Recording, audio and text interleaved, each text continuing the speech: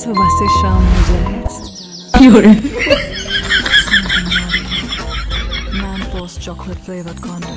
দাদু। হ্যাঁ বলো। বলছি যে দাদু, কন্ডম মানে কি গো? এই রে, এবার কি বলি? কি হলো দাদু, বললে না তো? ও তেমন কিছু না দাদু ভাই, ও তুমি বুঝবে না। হ্যাঁ, আমি বুঝবো না কে বললো? আমি কি ছোট নাকি?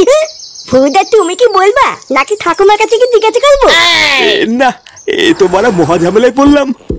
কিছু একটা আলবাল বলে কাটাতে হবে, না হলে এ তো আবার পিছনে ছাড়বে না। ইয়ে মানে আসলে দাদু ভাই, ওটা হলো এক ধরনের বেলুন, বুঝলে তো? বেলুন? এটা আবার কেমন বেলুন?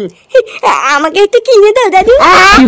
ওই বেলুন দিয়ে আমি আর কেউ তো দুজন মিলে খেলা করবো। না না, ওই বেলুন তোমাদের জন্য নয় দাদু ভাই, ওটা হলো বড়দের বেলুন। বড়রা ওই বেলুন নিয়ে খেলা করে। বলা বড়দের বেলুন?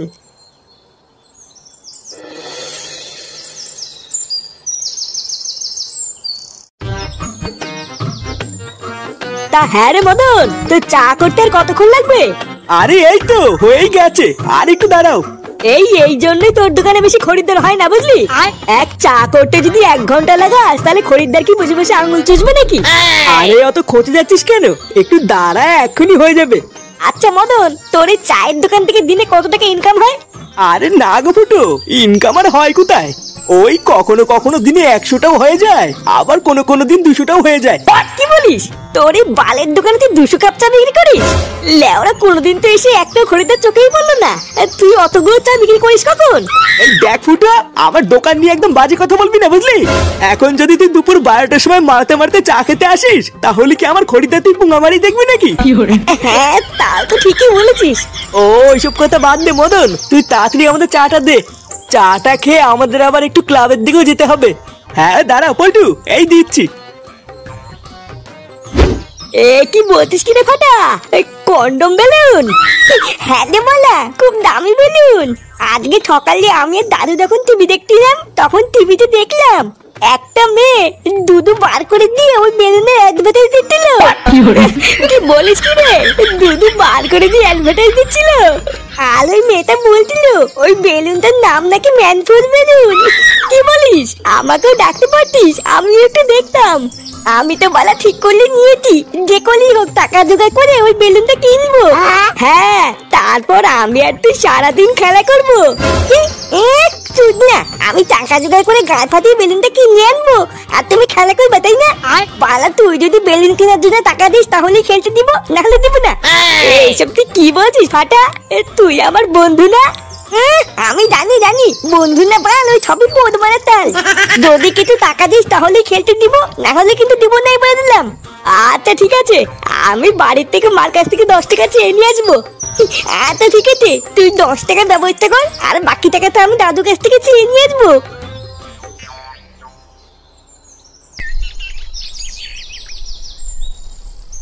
দাদু, ও দাদু, দাদু কই গেল গো?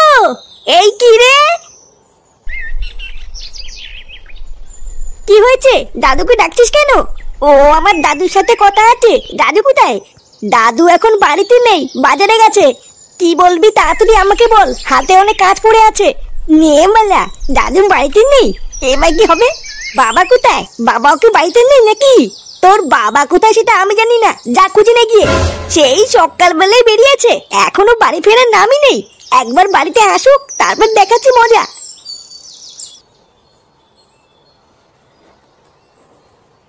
কি হলো? কি কারণে দাদুকে খুঁজে বেড়াচ্ছিল সেটাই তো বললো না।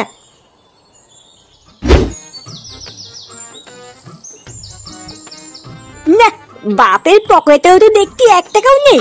এই ভুদাটা সবসময় ভিখারি তুলে থেকে গেল, কোনো উন্নতি হলো না। কিলে, বাবার পকেটে এটা আবার কি? এটা সেই কন্ডম বেলুন না? আরে হ্যাঁ তো বলা, এটাই তো সেই বেলুন যেটা আমি টিভিতে দেখেছিলাম। ও এবার বুঝেছি, তার মানে বাবাও এই বেলুনটা নিয়ে খেলা করে। যা হয়েছে ভালোই হয়েছে, আমার কোনো টাকা পয়সাও লাগলো না, আর বেলুনটাও পেয়ে গেলাম। এবার আমি আর কেউতে এই বেলুনটা ফুলিয়ে সারাদিন খেলা করবো। না বাবা, তাড়াতাড়ি কেউ থেকে গিয়ে বলি গিয়ে বাবার পকেট থেকে আমি বেলুনটা পেয়ে গেছি।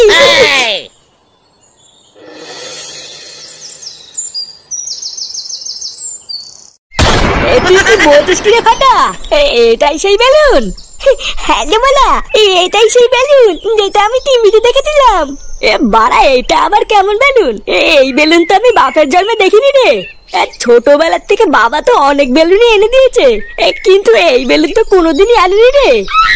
বালার বাল, এটা হলো দামি বেলুন, বুঝলি তো? ওই জন্যই তোর বাবা কিনে আনিনি, কিন্তু আমার বাবার কাছে সবসময় থাকে। ও সে যাক গিয়ে, চল এবার বেলুনটা দুজন মিলে ফুলাই, কি বলিস? হ্যাঁ ঠিকই বলেছিস।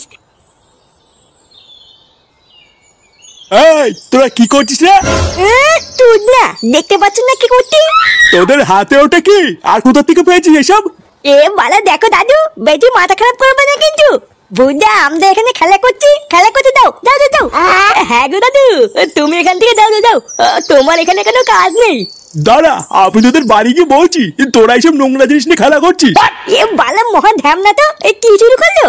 একটু শান্তিতে খেলছি, আর এই বুলো পাতাটা সেটাও খেলতে দেবে না, দেখছিস?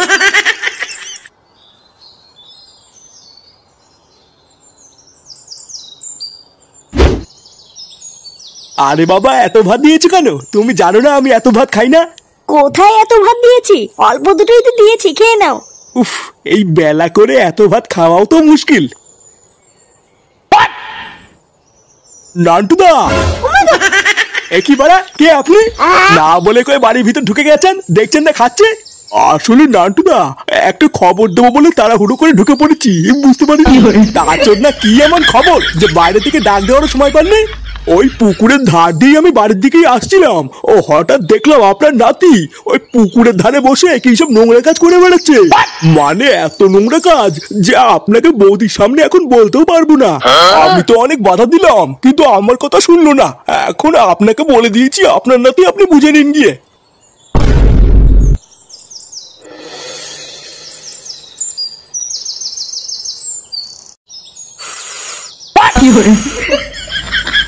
আরে বাড়া, দেখেছিস তো এই বেলুনটা কত বড় হয়? হ্যাঁ রে, তাই তো দেখছি। এইরকম বেলুন তো আমি আগে বাপের জন্ম দেখিনি রে। দেখেছিস তো, আমি তো খুব বলেছিলাম না এটা খুব দামি বেলুন। এই ফাটা, দাদু, দাদু তুমি এখানে কি করছো? এ তোর হাতে ওটা কি রে? ফেল ওটা, ফেল। ফেলবো কেন? এত দামি একটা বেলুন আমি ফেল দেবো নাকি? এটা দিয়ে আমি আর কেউতে এখন সারাদিন খেলবো, তাই না কেউতে? আরে সেগো মানে ওটা খেলার জিনিস না, ওটা নোংরা জিনিস, ফেল। নোংরা জিনিস বললে হয়ে গেল নাকি? বাবার পকেট থেকে তো পেয়েছি, নোংরা হলে কি বাবা রাখতো নাকি? বাবার পকেট থেকে পেয়েছিস মানে? বাবার পকেট থেকেই তো পেয়েছি। কি রে কেউতে, তাই না বল? হ্যাঁ গো দাদু, ফাটা এটা কাকুর পকেট থেকে পেয়েছে। কি রে ফাটা, এসব কি বলছে? মানে না গো মামা, ফাটা কিন্তু মিথ্যে কথা বলছে। ওইসব উল্টো পাল্টা জিনিস আমি আমার পকেটে রেখে কি করবো? আমি কি ওইসব চিনি নাকি? চিনিস না তাই না? লেওরা, আজকে আমি তোকে চিনিয়ে দেবো ওটা কি জিনিস।